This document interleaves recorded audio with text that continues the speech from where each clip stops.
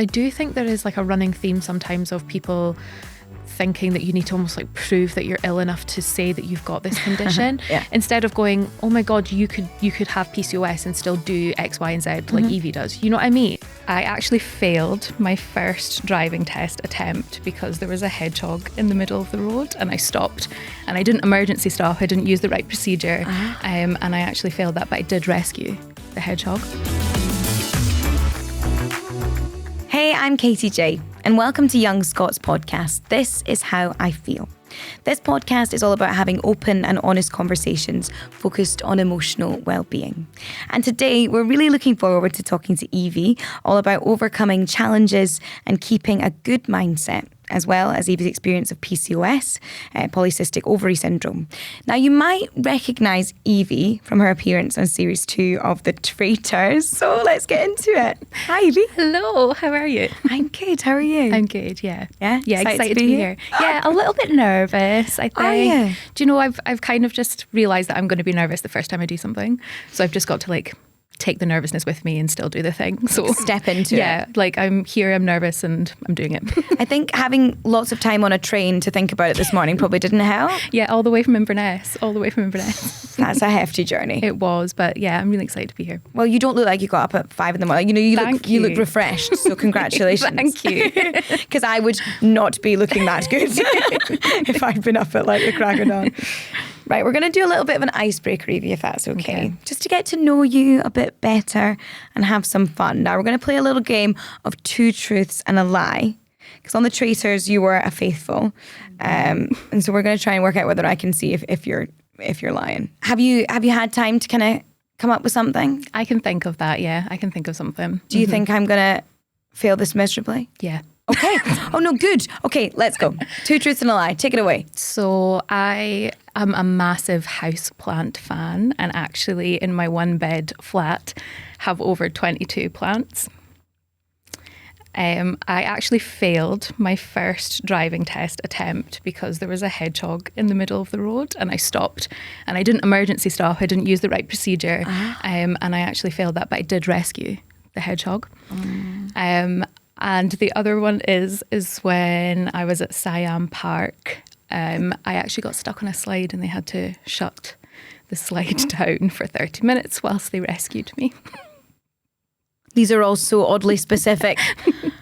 Siam Park is such a strong reference. It's like, you know the place and that you would not forget if that happened to you. That sounds blooming awful. The hedgehog.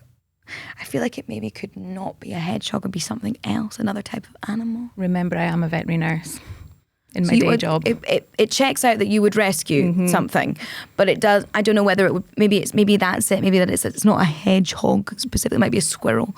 And then, what was the other one? The other one was about my houseplants. The houseplants again, oddly specific, saying 22, more than 20. It's because I love them so much. I don't think you love them that much. I think the houseplants is the lie.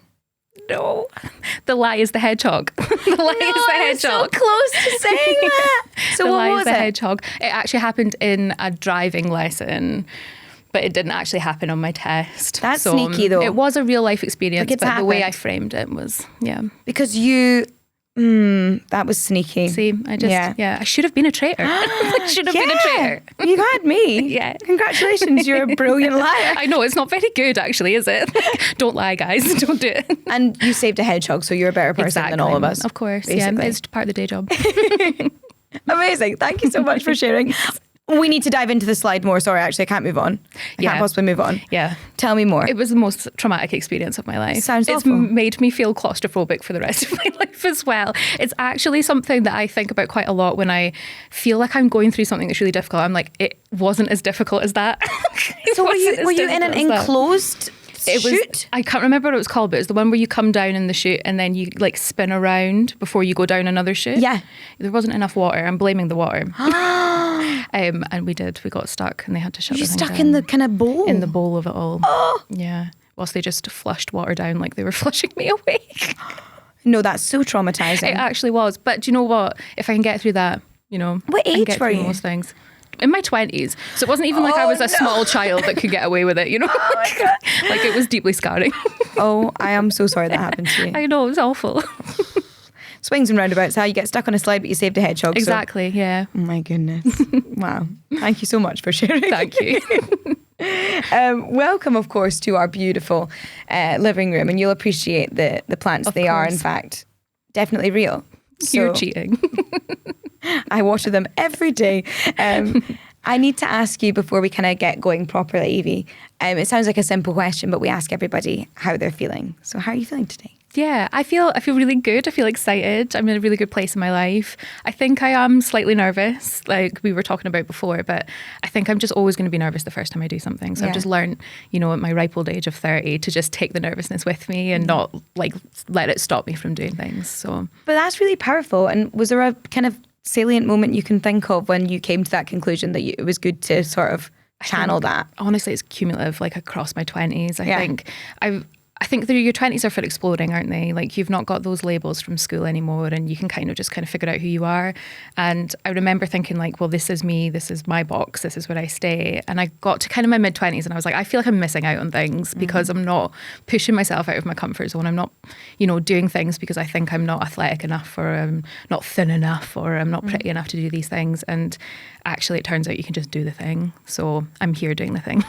That's amazing. Yeah. Such a good mentality to have. And I think a lot of people might be in the kind of in-between position where you're, you know, umming and ahhing over things and thinking, someone else will do it or I'll do it eventually. But having that mentality to kind of like thrust yourself into experiences is so powerful. Even though I say that, like it's not like I still don't have those days. You know what I mean? Like I still have those like apprehensions and reservations about things, but I've never regretted doing something. I've kind of always just thought about there is an end goal here and when I do it, I'll have fun. So 100%. Yeah. And you are setting goals for yourself and smashing them consistently.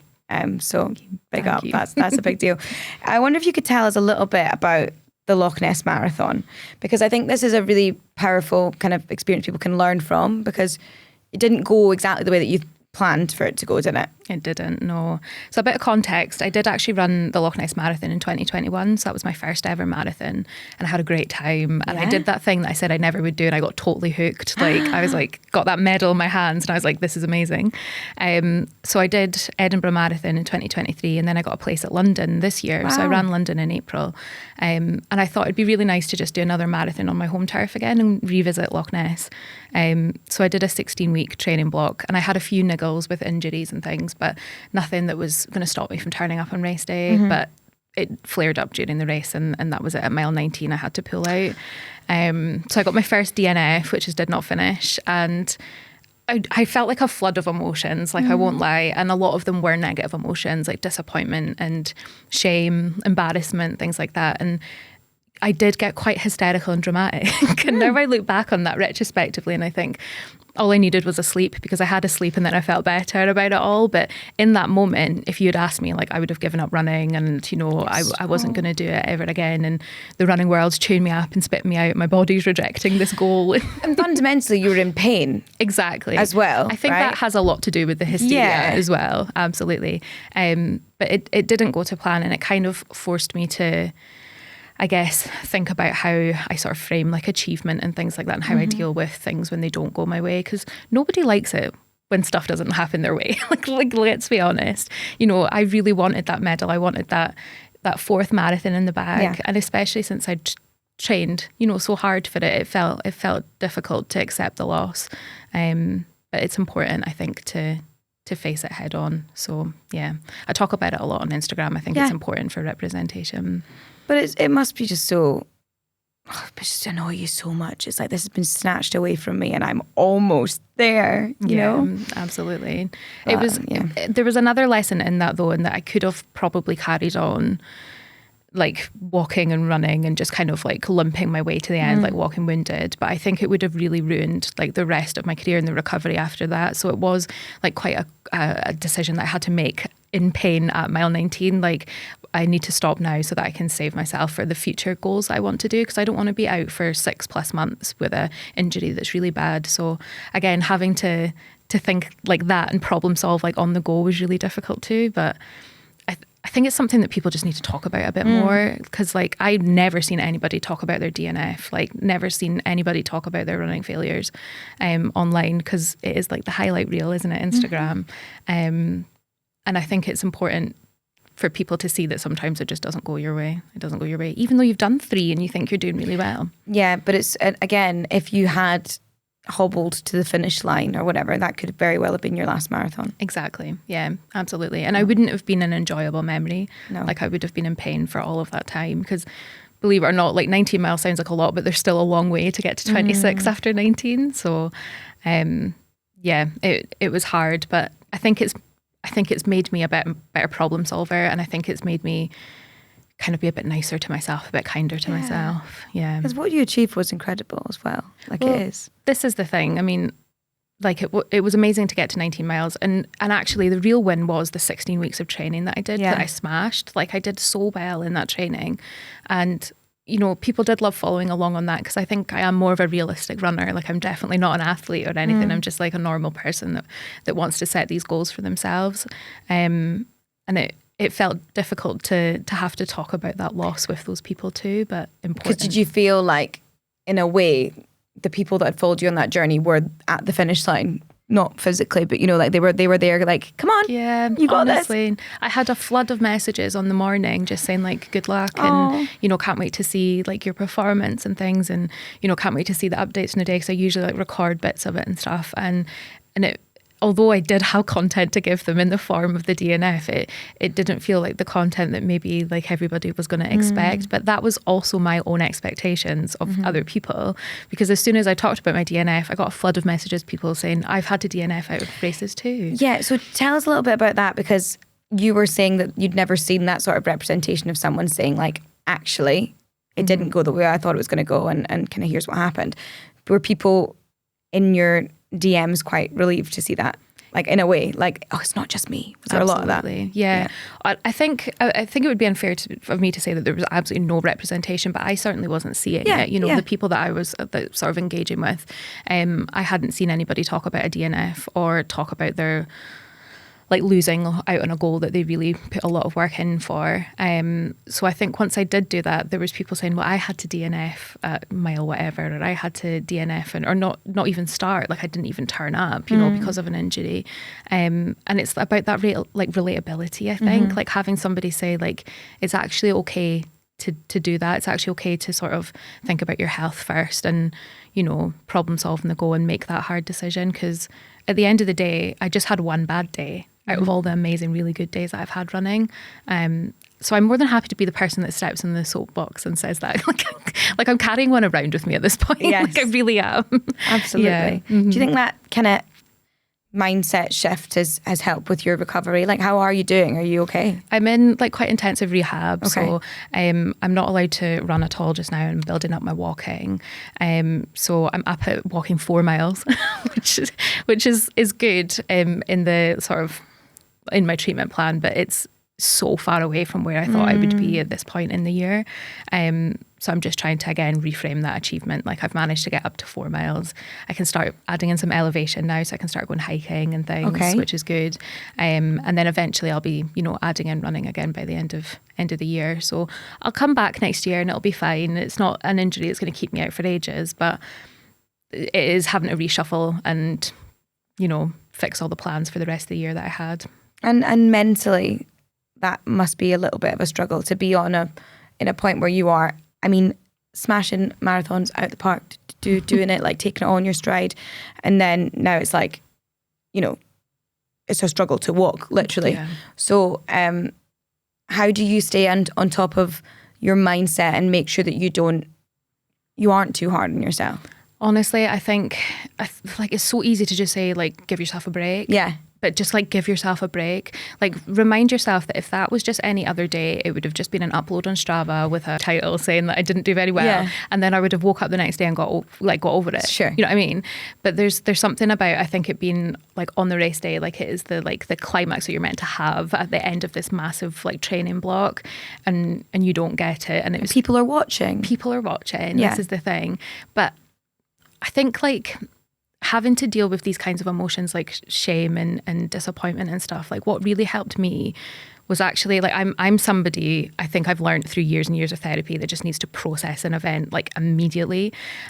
So like my natural response to it was to like look at the massive amount of circumstances that happened, all the situations that happened, my thoughts, my feelings, like my emotions around it, pick out what I agree with, you know, shove it all in a box and put it in the filing cabinet in my brain. I've got this vision of you sitting on the side of a road, like rocking back and forth, processing everything. How are you doing this when you're Honestly, in pain? I will say this was the next day because I'm just thinking, are you sitting there like, ow, oh my gosh, my mind is going. It was so bad. Oh, bless you. I think I was too much of a hysterical woman on the day that it actually happened. Listen, it's allowed. Do you know, I love being a hysterical woman. Like, it was great to get it all out. Reclaiming that. Absolutely, 100%. Yeah. You know, and retrospectively I look back and I think that's super dramatic. But like my natural process was to do that, was to like try and just process it immediately so I can file it away in my brain and put it away. And I've learned now that that's just like a really fancy way of squashing it down and not actually feeling the disappointment. Sure. So like I purposely made myself sit in it, like just sit in that disappointment and that shame and that embarrassment and think about like, why do I actually feel embarrassed about it? And I feel embarrassed about it because I'm the only one talking about it. Like I feel embarrassed about it because I don't have any other representation for it. Like I literally immediately went onto TikTok and was like looking at other people's DNS from like halfway across the world to be like, I feel like I need to find some sense of like relatability with other people that have gone through the same thing. So then I thought I'll just actually do the content and make it myself. So I made that reel about my DNF, and like I said, I got a flood of really positive messages, and that helps also because it's like I'm creating my own community, like I'm creating the medicine for the problem. Which is, there's power in that. Massive power. Yeah. And not just for me, for like other people too, which I really love. Yeah. But it's not nice to sit in disappointment. It's horrible. No, when you said that, I thought, oh no, sack that, I'm not doing that. No, it's so uncomfortable. I can't do that. It really is. But like the nervousness that I talked about earlier, if you just carry it around with you, at some point you just put it down and it's done. You know what I mean? Yeah. Like the two things can exist at the same time. Like I wasn't disappointed in myself that day. I was disappointed in the result. Like I was embarrassed about it, but I was only embarrassed about it because I didn't have any representation, like I said. And like I just carried it around with me for a couple of days, and then I was like, well, that's not serving me anymore. I can shuffle that away and I can put it in the filing cabinet in my brain. That's it, done. How full is the cabinet? It's quite full, yeah. It's quite full. Lots of stuff's happened. So. I have a really chaotic, a literal filing cabinet in my flat, and every so often my boyfriend's just like, I opened that and I'm scared. And I'm like, yeah, it's a system. It's not a system that you understand, but it's a system. It's my filing cabinet. Go away. Yeah, it's chaos. And the one in my brain is even more so. But I think it is, you know, once you process something, that is where it has to go, I guess. Yeah, absolutely. I think it's about the journey it takes before it gets in there. I think that's what I've learned. Just because you've managed to process something really quickly or process something really quickly, like doesn't mean that it's not going to like rear its ugly head. Like I think the best chance that you can give yourself is just like allowing yourself to feel it and then let it go. That's certainly what I've learned anyway. Yeah. 100%. I wondered if you'd mind talking about another kind of struggle is a weird word, but something that you kind of live with and cope with in the PCOS. I'm an endo girly, so I'm with you. Yep, I totally get it. Yep. Can you tell us a little bit about what it's like kind of navigating a PCOS diagnosis and kind of where you're at now? Yeah, I mean, I'm 30 now, and I think I was about 19 or 20 when I was diagnosed. And I was actually really lucky. I didn't have a lengthy journey with my diagnosis at all. So I was misdiagnosed quite a few times with IBS. IBS, I knew you were going to say IBS. Dairy intolerance, like the lot, you know what I mean? But I was quite lucky in that I fit quite a lot of the symptoms for PCOS. Okay. So PCOS is diagnosed through a cluster of symptoms, and I think you only need to have like 3 out of the 5 to be diagnosed with it. And actually, you don't need to have cysts on your ovaries to be diagnosed with PCOS. Right. But unfortunately for me, I hit all 5, and then eventually found out that I was insulin resistant as well. So that was like another level to the PCOS and the hormonal imbalance I've got. So I was super, super young when I was diagnosed.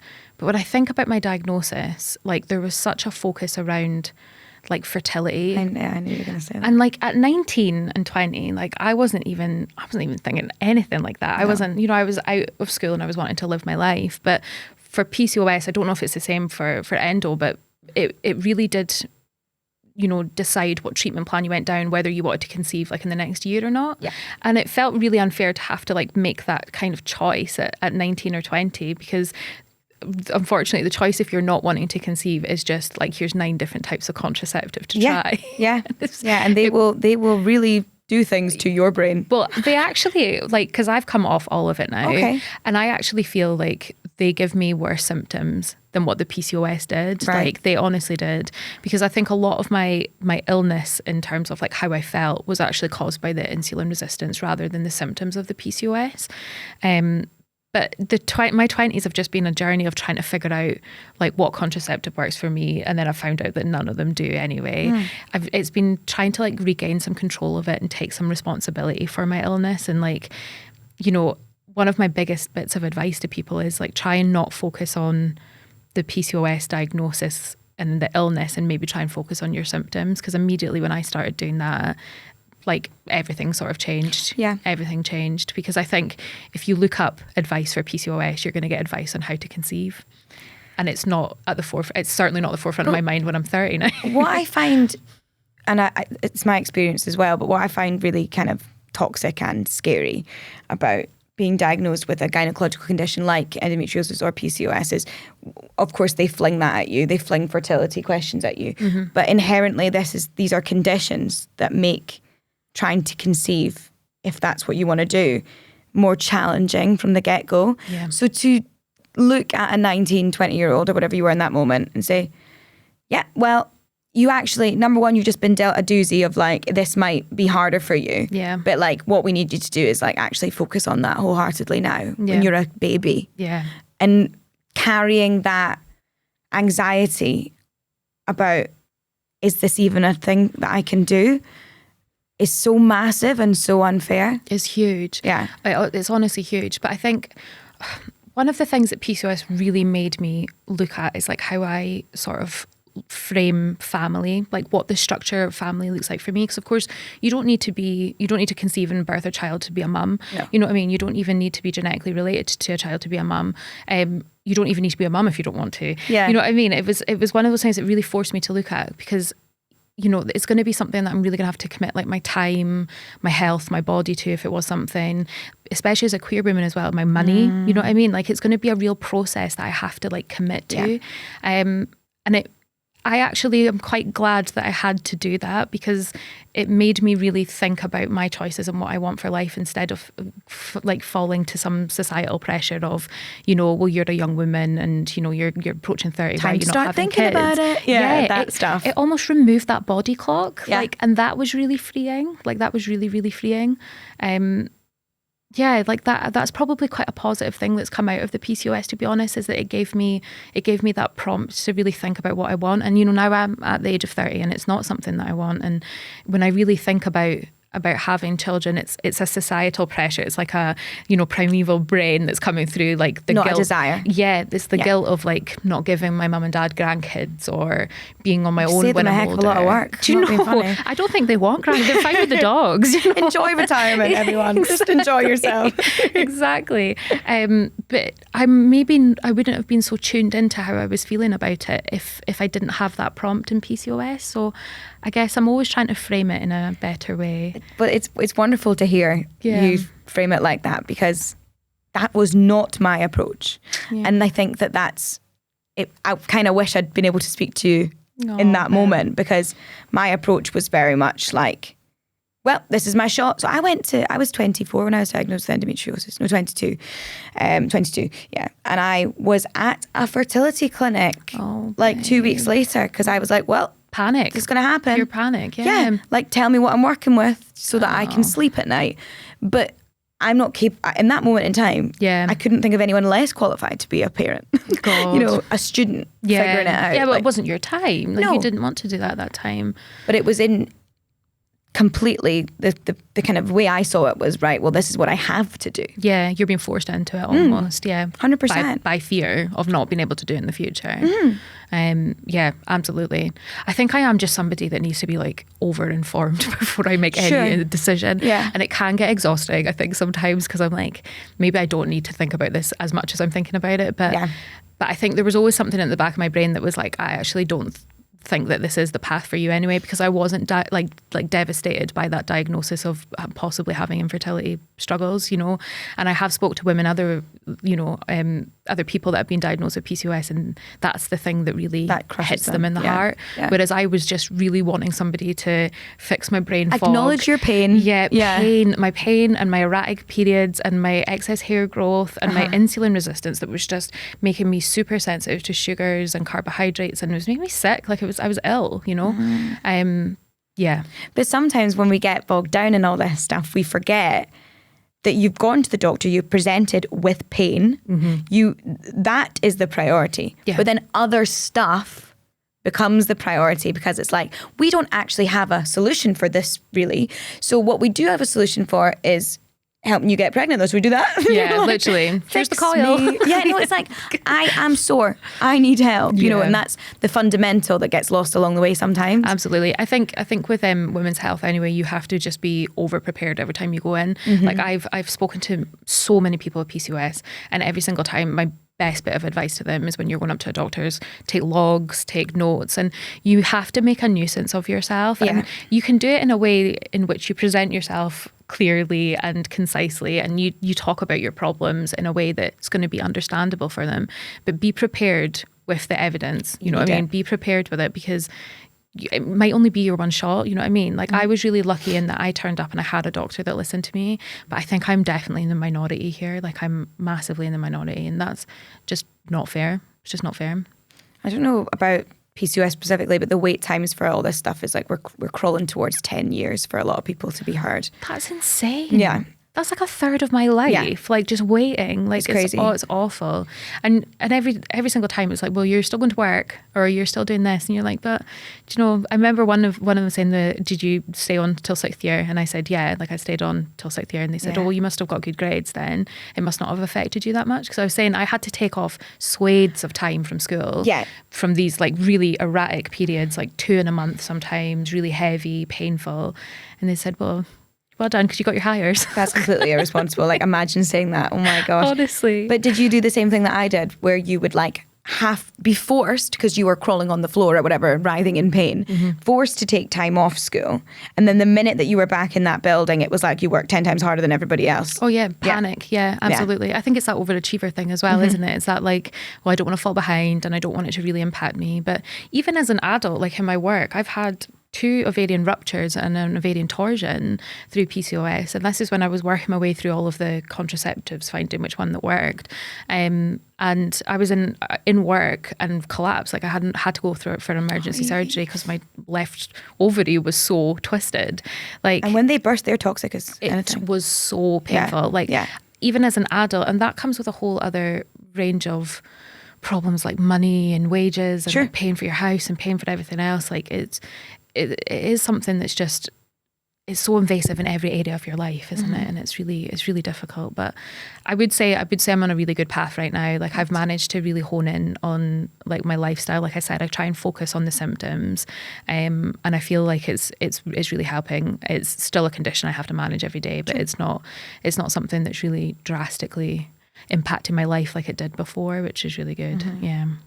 Can you do you mind just kind of giving a list of symptoms that maybe someone listening, if they think they might have something going on, what were the real standout moments to you that made you think, I need to do something about this? I mean, erratic periods, like really irregular periods. So I think I got my first period when I was 10, so I was really young. Really young? Yeah. Oh my gosh, and baby. Then I had just a very long history of like 2 in a month, once every 6 months. Like, and when they do come, they're heavy, painful, lots of pelvic pain. You can't prepare in any way because you don't know when it's coming. Yeah. Like actually, Edinburgh Marathon, I got my period at mile 3, and I was standing at the Portaloos shouting for ladies who's got a tampon. And luckily, there was a lady that had like a massive bag of them.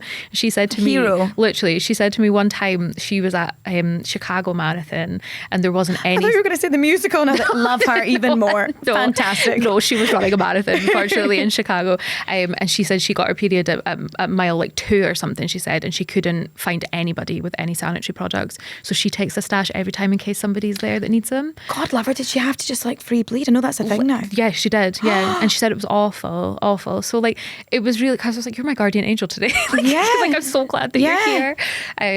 So yeah, erratic periods, really, really sort of irregular and heavy periods.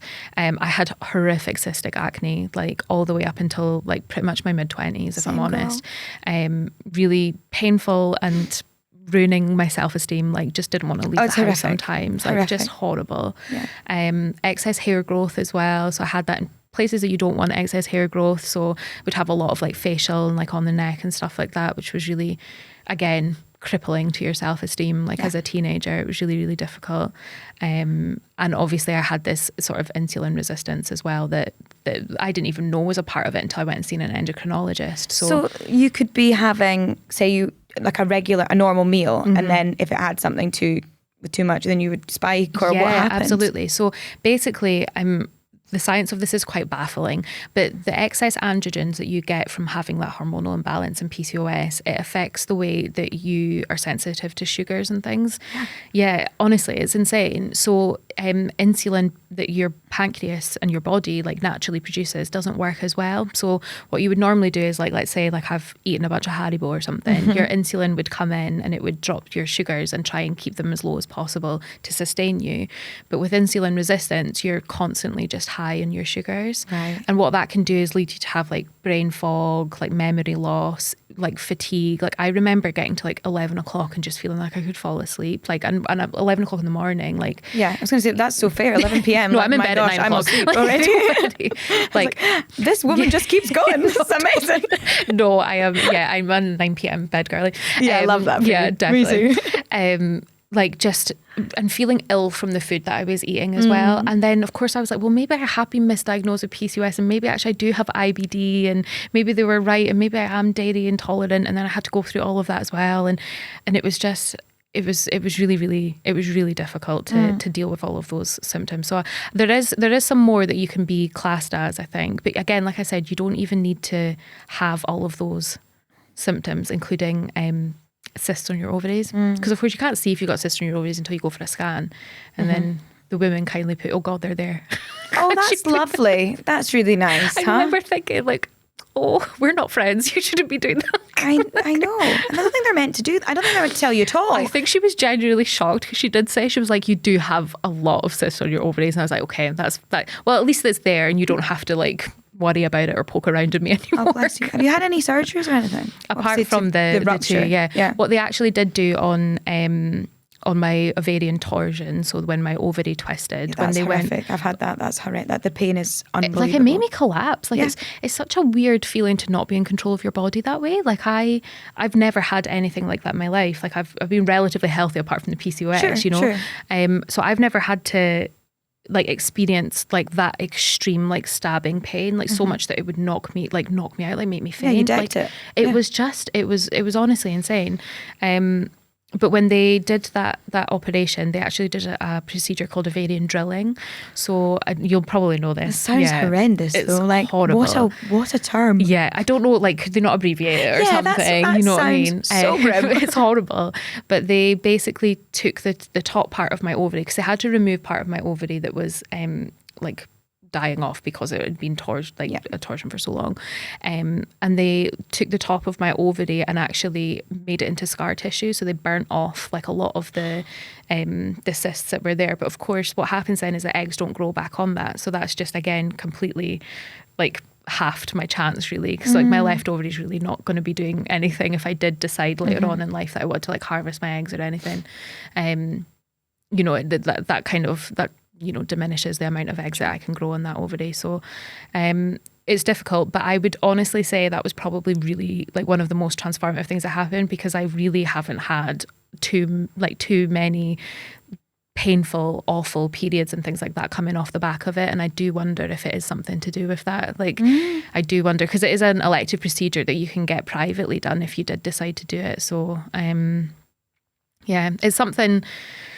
it's something that I'm glad almost happened. Again, I'm not glad that I had ovarian torsion, but that's really helped, having that ovarian drilling. And do you think as well, like, have you done like any dietary stuff that's helped or whatever? Like lifestyle. Lifestyle is one of the things that I really tell people, is that like when you get a diagnosis like PCOS that's so like I said, invasive in your life, it affects your fertility. You then start thinking like, well, what partner's going to want me, or what?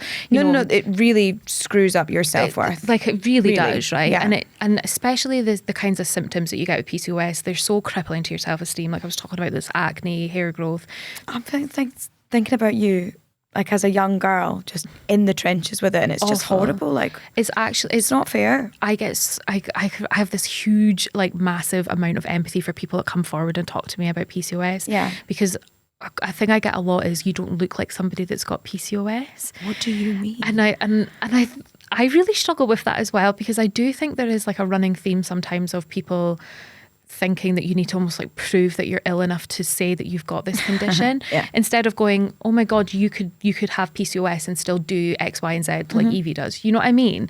I think the running is the major one. Yeah, like you can. There's an assumption that you are incapable of doing X, Y, and Z, but you've proved that you can. You can, like you absolutely can. I have like a little toolkit that I tell people to do. I really looked at like my diet. I looked at not without cutting anything out, because I have had patterns of disordered eating before. So without vilifying any food group or anything, I did take a log of everything that made me feel rubbish. And then I ate less of that and ate more of the stuff that made me feel good. I kept it super simple.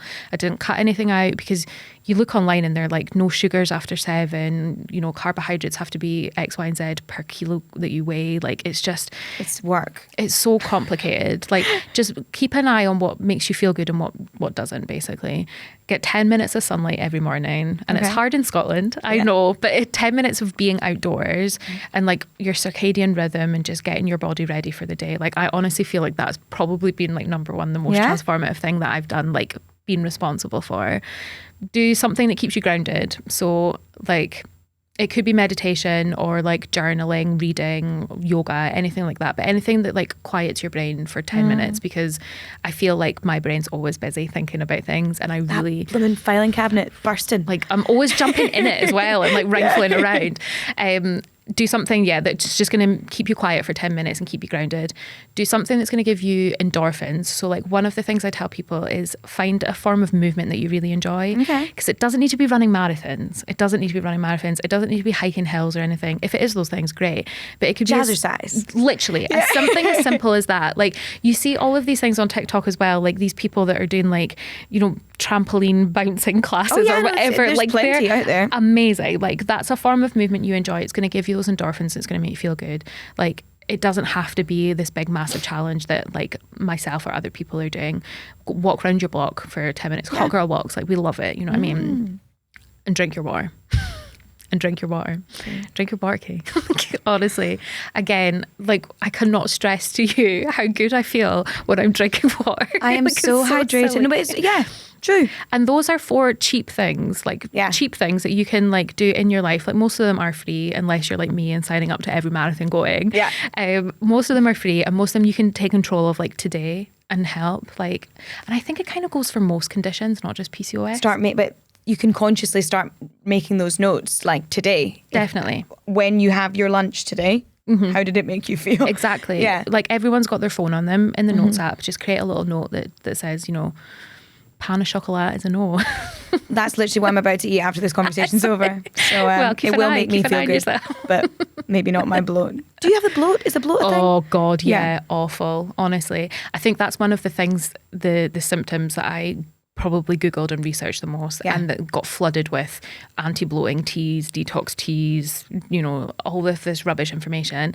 Moving 10 minutes a day and having a form of exercise, drinking your water will help your bloat. These things won't get rid of your chronic health, but they will. It's things that you can feel in control of, and I think then it has that ripple effect that you feel like you've got control over your illness, because it's rubbish. It can be really rubbish. And it's so hard when you feel like people aren't listening and don't believe you're suffering, and because it's invisible. So actually there's strength in you finding that voice for yourself. Absolutely. Yeah, absolutely. I also think as well, you can, if things aren't working or like treatment plans aren't working, you can like sit there and say like, I am doing everything within my power to make myself better. And know it's true. Exactly.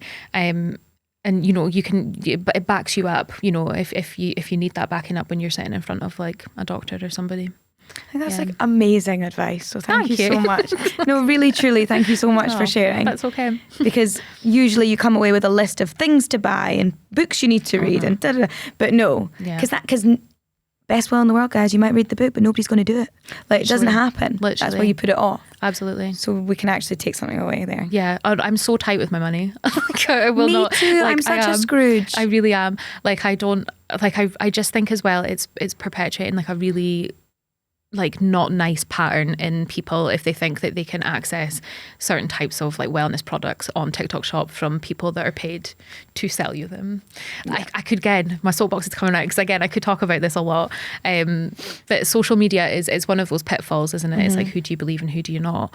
And I think those 4 or 5 things that I mentioned, absolutely you can implement today. That's it. Absolutely. Yeah. Thank you so much. No problem. This has been great. Honestly, thank you. Thank you. Thank you to everyone who's tuned in for listening as well.